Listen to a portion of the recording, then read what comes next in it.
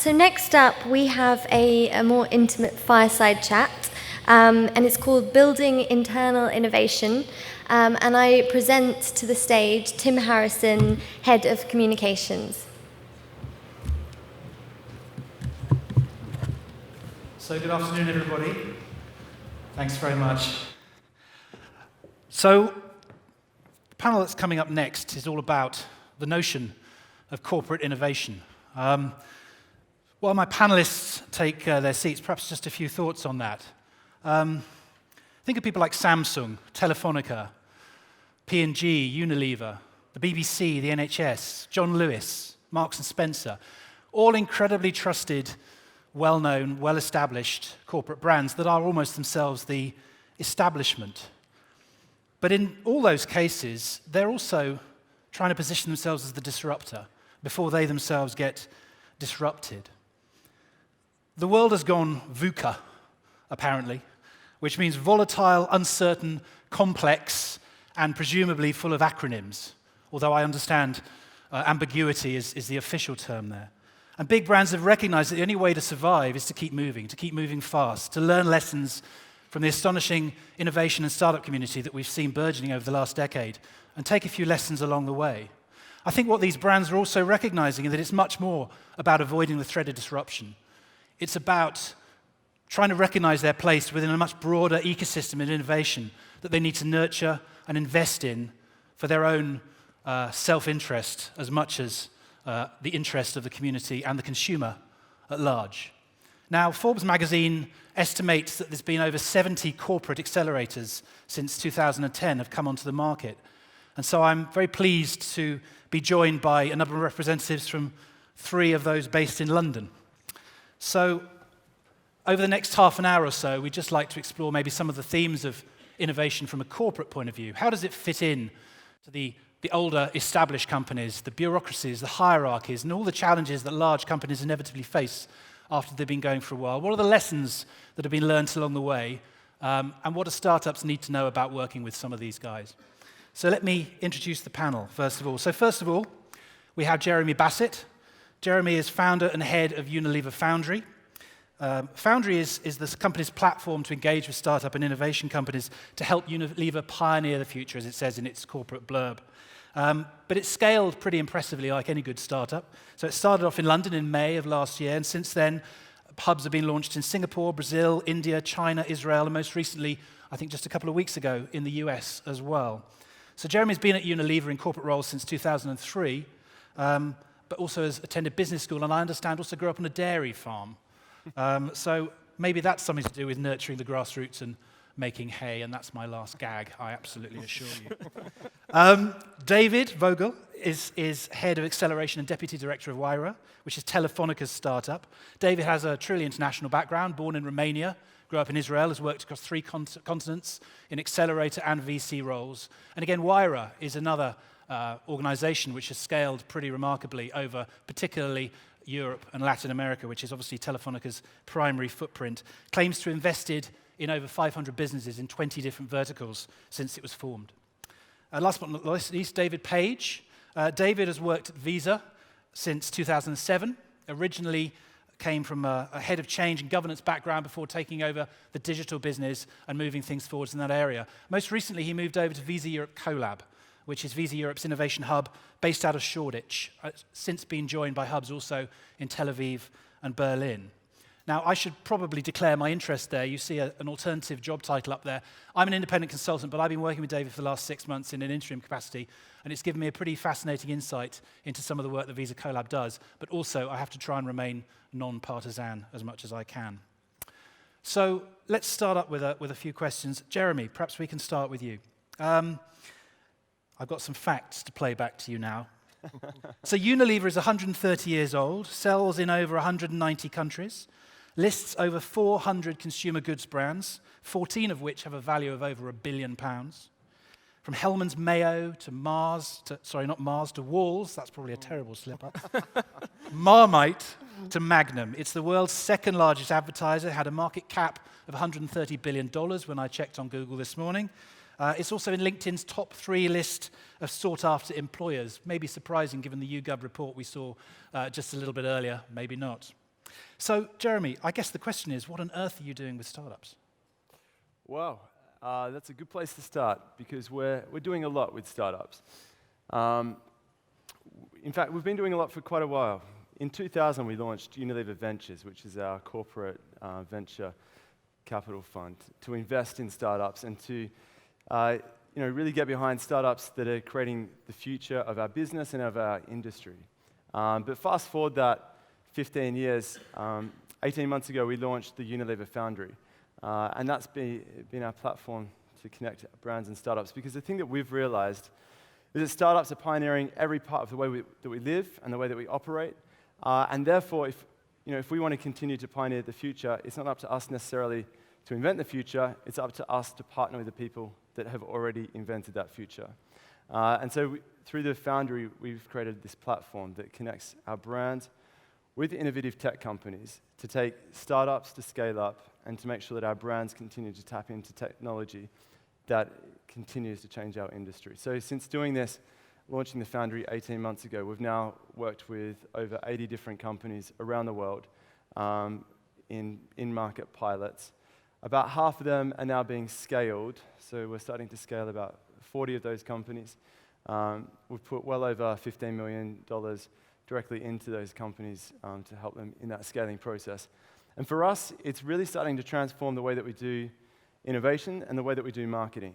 And for the startups, it genuinely is taking them to scale up. We're seeing many companies already having the opportunity to work with Unilever and move from being a San Fran-based company or a Tel Aviv-based company into, in some cases, up to 25 countries around the world and translated into 14 different languages. So this model of startup to scale up, ensuring that we get access to the best tech, really is working. This is not corporate PR or a great spin. This is really putting startups at the heart of how we do innovation. Yeah. But I mean, surely, David, one of the challenges with setting up an innovation hub is almost admitting that the core organization is no longer able to innovate. Is that something? What was the reason behind setting up Wayra? So I wouldn't say unable to innovate, but basic understanding that innovation, true innovation and disruption, which is what Telefonica was looking for, is very difficult to cultivate from within. If you look, Wayra was started in 2011. It was started by the top brass in Telefonica on a global scale. So the COO of Telefonica, the sixth biggest telecom in the world, came with this idea and convinced the CEO and everybody together that this is a must. So there was a lot of innovation, but I think what happens when a lot of corporates start innovating is they see that when you do a specified lab with some of your own engineers, you get a lot of innovation in terms of what is currently your business. However, disruption doesn't come from your current business. You do not know what you don't know. And in order to do that, you need to create something that is from the outside looking in and able to communicate and work with the disruption ecosystem and be that bridge between them. So Wayra, as part of the entire innovation aspect, which is called Open Future within Telefonica, is focused on actually doing that. I think we'll come back onto some of those key themes. I think this idea of entrepreneurship, the idea of innovating from within, and also obviously clearly disruption, which is a much used word and many people feel overused word. We'll come on to some of those themes in a moment, but maybe David, just from you, I mentioned there the statistics. Since 2010, we've seen this real kind of upsurge in corporate innovation hubs, corporate innovation units. Relative old hands here. It took Visa a little bit of a while to come to the party. Why was that? Yeah, I think that's probably fair. I think to pick up on David's point, we were trying to innovate internally. Yeah, we were trying to innovate within the main core business. And I don't know if any of you have seen the Visa premises at Paddington, but it's a very corporate environment, very nice environment, but a very corporate environment. And Visa also has 2,000 transactions a second pass through its system. And if you make a mess of that, you get a queue in Tesco's inside a minute. And so you don't really want the people that are going to the data center saying, should we do some innovation around the back of the data center today? It brings people out in a cold sweat. So funnily enough, it was here this time last year, and I was listening to the Unilever Foundry story, and I was listening to the Wira story, when we really realized what it was that we needed to do. We'd been thinking about breaking the model of trying to do it within the core business.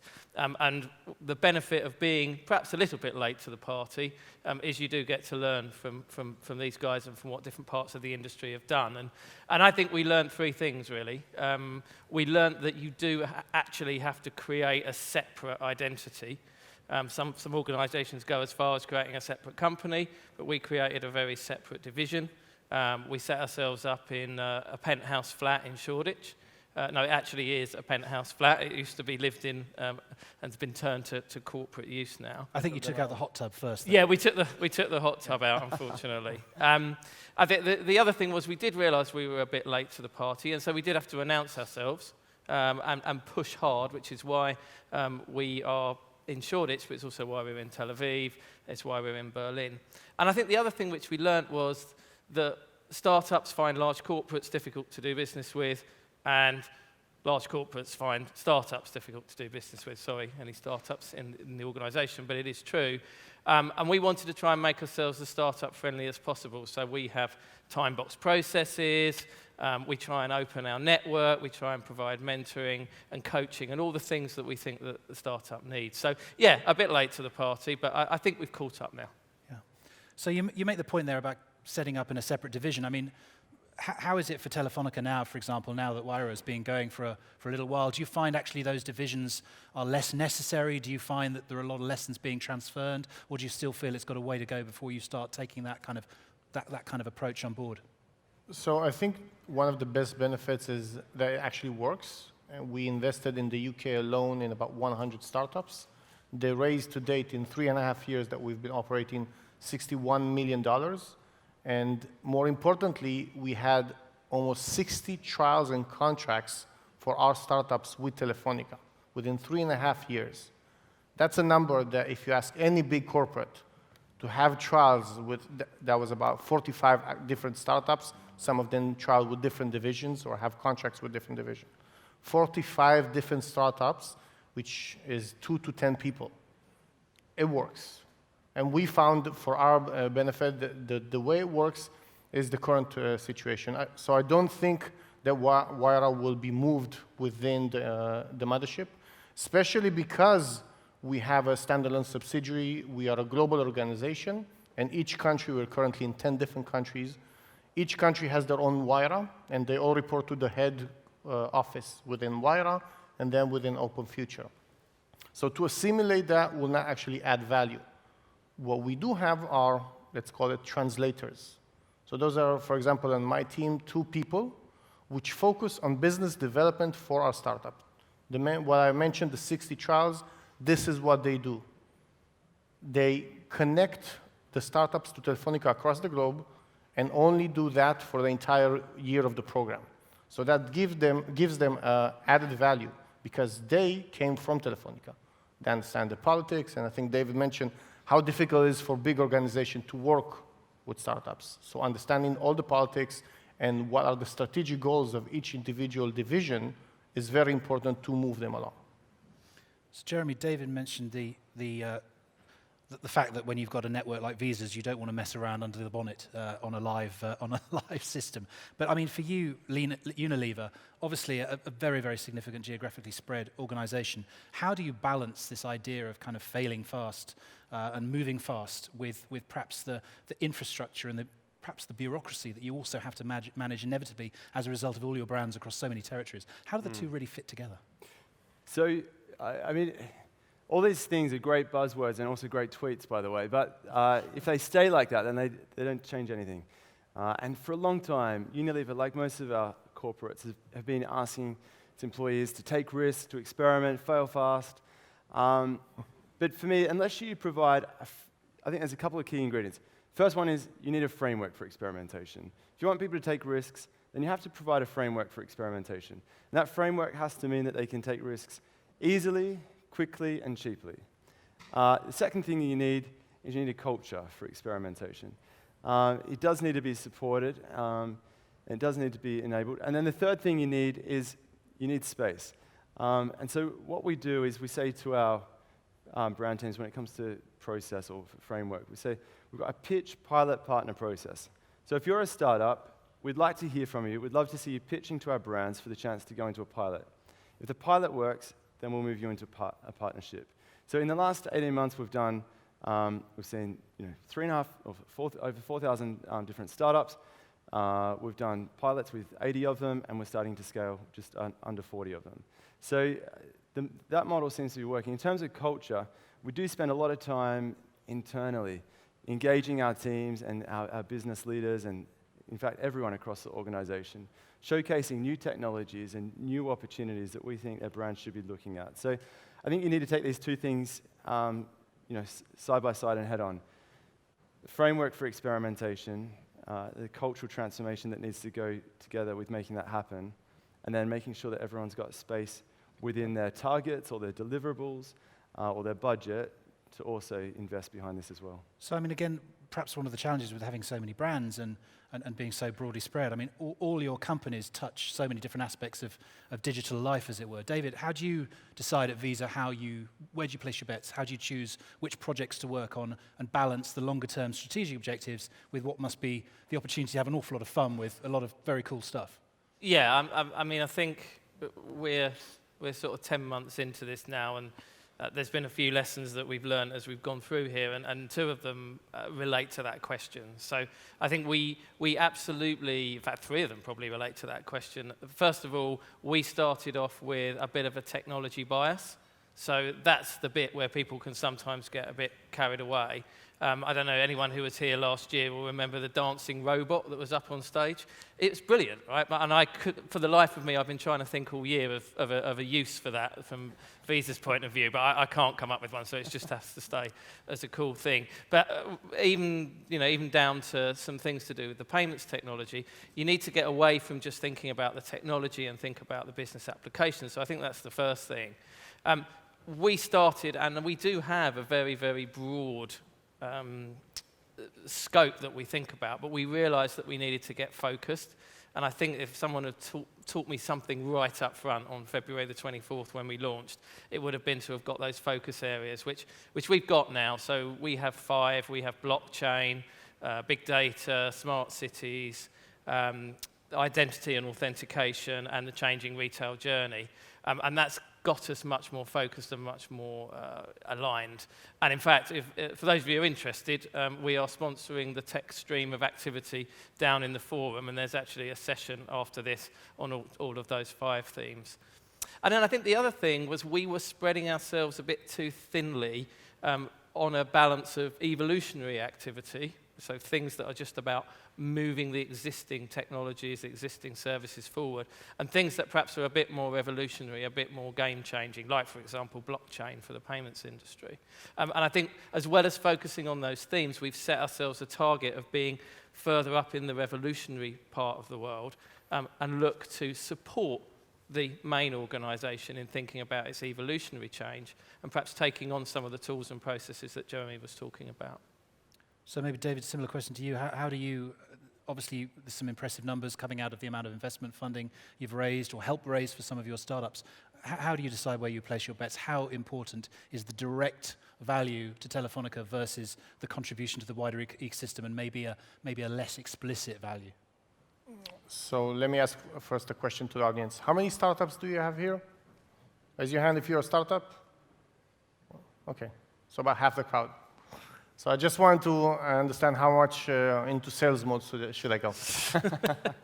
So in terms of actual fit with Telefonica, it's not a must. So Wayra, first and foremost, is an investor. So we invest in each and every startup that comes through it, and we invest in very basically the same stuff that every VC invests. The team, the market, and the product, in that order. So if you want to be part of Wayra, those are the things, and this is how you should approach us. In terms of actual numbers, about 60 to 70% of our businesses have a fit with Telefonica, any kind of fit. Fit also means if you're doing the media or advertising and you want to use Telefonica as part of it, that's a fit. If you're doing live streaming and you want to do it with O2 Arena, that's also a fit. So fit is a very broad term from Telefonica Fit, but 30% do not. That's more or less also the split between B2B and B2C within the portfolio. So I think in that perspective is not that important as long as all the others are very good in terms of the team and the market. So I think the most interesting stuff for us when we look at you as startups is to know that you're committed and you have both the big vision and the execution capabilities to execute for the next 12 to 18 months. The challenge usually are that startups either have a huge, amazing vision, this is how the world will look 10 years from now where everybody uses my product, but they don't have anything now and they don't know how to get to that vision, or vice versa. We're building an amazing technology product, but we don't really have a business around it. So if you're able to articulate both the vision and have the right team with the skill set to execute for the next 12 to 18 months, those are the main priorities for us. Jeremy, I think I mentioned earlier, and hopefully the fact is right, that you are the world's second largest advertiser, and I understand that within the Foundry you look at sustainable business as well as ad tech, for example. Mm-hmm. One is clearly enlightened self-interest, the other is very much more naked self-interest, I would argue. But how do you get that balance right between the stuff that's going to directly benefit you from a venture perspective to maybe the slightly more PR-friendly, corporate social responsibility, purpose-driven decision-making? How do you balance those two demands? Actually, we don't balance them at all. So we look at what's important for the business.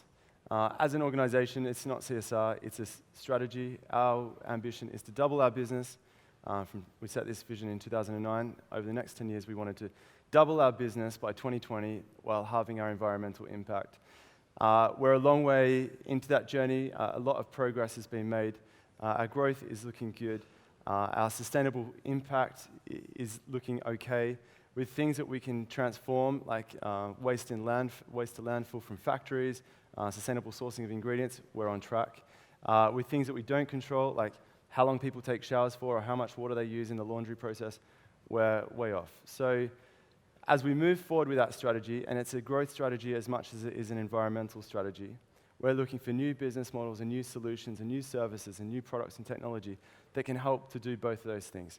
Can help to turbocharge our growth while also turbocharging our environmental impact reduction. So that's why these things, they do go hand in hand. It's not 10% goes to CSR and the other 90% is sort of fundamental business. No, this is all fundamental business for us, and startups are reinventing the whole thing. The thing that I love about working with startups is they genuinely are bringing solutions to us that are much more effective and much more efficient and therefore much more sustainable. The way that we live today is not a sustainable way of living, and startups are reinventing a new way of living that is far more sustainable. So the faster we can partner with them, the faster we can scale them, the better that is for our business, our brands, and the planet. So again, very much this idea of embracing the disruptor and ensuring that you are carried along on the journey with them. And we heard just earlier, FinTech panel, David Page, around some of the disruptive companies and some of the disruptive ideas in what is regarded as an extremely conservative area of banking and finance. Mm-hmm. What is the collab take on disruption and working with some of these genuinely disruptive technologies, for example, like Bitcoin? Well, I mean, I think our view is that I think the phrase to embrace the disruption is absolutely the right one, especially if you're an organization like Visa. You know, our interests are often in building out the payments ecosystem and getting us to a place where, you know, a Visa token is used. I don't think that you can genuinely innovate an industry if you don't collaborate. In fact, we believe it so much that we called ourselves Collab. That's how much I believe in that. You have to collaborate with all of the different stakeholders.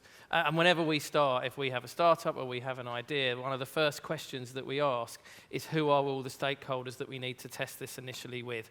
Even if we're just doing some research, even if we're just doing some prototyping, we get everybody that we believe is important to that collaboration and get them to come and work with us. And if they happen to be, you know, potential disruptors to the market, well, great, because we're an industry leader and we have to understand what that disruption's about. Otherwise, it comes and disrupts us and we're no longer relevant. So I think you have to embrace it.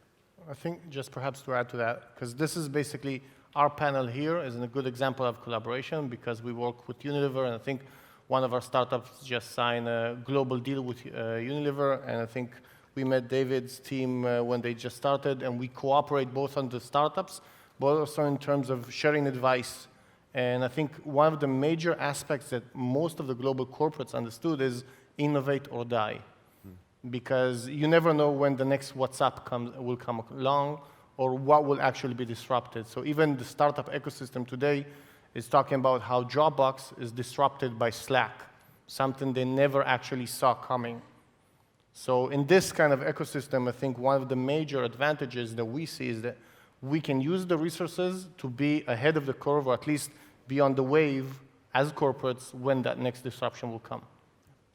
Do we have any, we've got a few minutes left for some questions from the audience. If we have any questions out there. Have any questions? No? Oh, we've got one over here. Could anyone give an example of a successful startup that you invested in that both works out financially and also in your product? Sure, so I can start with that. So the startups that we've worked with vary from anything from like a brand activation. So for instance, our Lynx Axe male body spray brand partnered with So Sounds, which is a great company. If you're wanting something to do on Friday night, check them out. They do living room gigs, basically. So a great brand activation through to something that's a bit more fundamental to the way that we do marketing and build out, let's call it a CRM system. So if you take one example there is Chef Wendy and Digital Genius, and we worked with Digital Genius, which is a London-based company, to use artificial intelligence to power Chef Wendy, which tells you recipes, meals that you can cook with the ingredients that you've got in your house. And then there's other businesses that we're starting to work with as well that are disrupting our categories, like companies that are creating the Ubers for our category, or the Airbnbs for our category. We're working with them as well. So there's a broad spectrum, and then as we move forward, we're also looking to more and more collaborate with social impact businesses, because if we want to achieve our sustainability targets, then we have to be working with the guys that are pioneering in that space. And more often than not, that's being led by social impact businesses as well. David, any quick call-outs to your favorite startups? So the biggest, most famous one is Yo-Yo, which just raised in the past 2 years $50 million, more or less, mobile payments. But I'll give you two examples. There are one from the corporate aspect, which is called Qdini. They came in as part of the first batch. They manage queues in retail companies in different shops. They came as a hackathon idea. They launched during Moira. The first year after that, basically 2014, we started trialing with O2. 2015, they launched with about 270 stores across the UK, and they just got approved to be across Spain in 500 stores. 2016, we want to take them to 5,000 stores in Latin America. Very amazing, and in terms of raising, it's more about the actual business. The second one you actually have downstairs in the startup parlor. It's called WeFarm. It's a mobile communication platform for farmers without access to internet. 80% of your food today, everybody's food, is created by those farmers that don't have access to any internet. And if they want to ask something, a pest is disturbing, or any kind of access to information, they don't have it. WeFarm built a platform, launched it in March. They have 33,000 users in Kenya, Peru, and Uganda, and 80% of them are monthly active users. Just for comparison, on Twitter, 30% are monthly active users.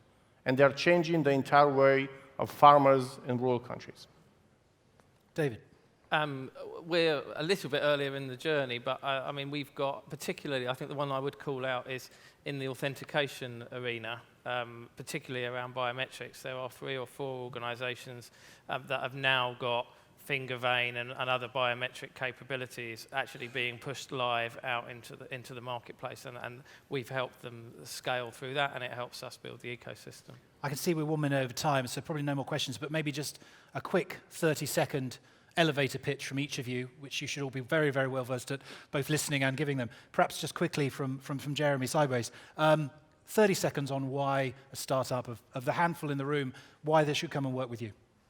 Well, this is interesting, having to pitch back. I'm normally used to listening to pitches. We're passionate about startups. They genuinely are transforming everything that we're doing. We're very actively working with startups, partnering with them, looking at how we can help them go from startup to scale up. We've got 350 mentors. If you'd like expertise, please do utilize us for that. If you'd like to try your tech with our brands, then please do pitch to be part of that. And if you're looking for investment, then we've got Unilever Ventures, and they'd also be more than happy to talk to you as well. Check it all out, foundry.unilever.com. David, 30 seconds, we're judging. Okay. So the main thing is, if you want Wayra only for the money, don't come to us. We don't need you only for the money. We're not that kind of investor. We have a 10-month program that will push you to the edge and make sure that you will make your startup the next big thing. Be it with Telefonica, with the mentors, the coaches, the in-residence support. We have a 10-people team to support you on that every day in the academy, and about 100 mentors from Google Ventures all the way to Citymapper.